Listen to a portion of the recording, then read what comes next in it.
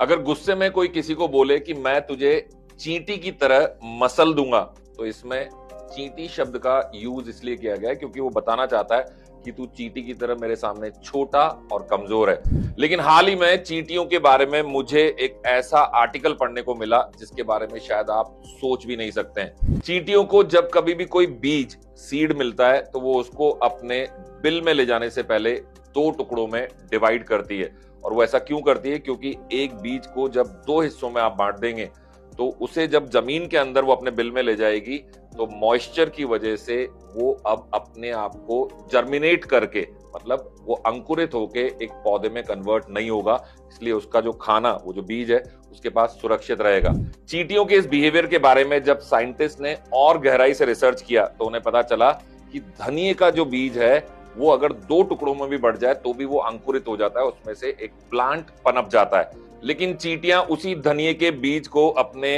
Bill में ले जाने से पहले चार टुकड़ों में डिवाइड करती हैं, क्योंकि जब धनिये के बीज को चार टुकड़ों में डिवाइड किया जाएगा तो वो अपने अंकुरित होने की कैपेबिलिटी को खो देता है। इस सारी रिसर्च को आप मर्मेको कॉरी नाम के आर्टिकल के अंदर ढूंढ सकते हैं। यहाँ सबसे खास बात समझने वाली यह है कि एक छोटे से जीव को, इतनी सी चींटी, और जिसे हम कमजोर मानते हैं, उसे भी प्रकृति ने, ईश्वर ने कहीं ना कहीं सरवाइव करने की एक ऐसी कैपेबिलिटी दी है कि वो अपने सर्वाइवल का सही तरीका ढूंढ ही लेती है। और ऐसे में आप और मैं, जो कि ईश्वर की सबसे सर्वश्रेष्ठ क्रिएशन है, वो कभी कभी छोटी छोटी बातों में उलझ के अपने आप को इनकेपेबल मानने लगते हैं। कहीं ना कहीं हम सोचने लग जाते हैं कि शायद मुझ में वो बात ही नहीं है कि मैं कुछ बड़ा कर सकूं या मैं जो सोचता हूं वो अचीव भी कर पाऊं। तो अगली बार जब कभी आपको लगे कि आप अटक गए या आपसे नहीं हो पा रहा है, तो विश्वास करिएगा कि ईश्वर ने आपको इतना कैपेबल बनाया है कि आप जो चाहें वो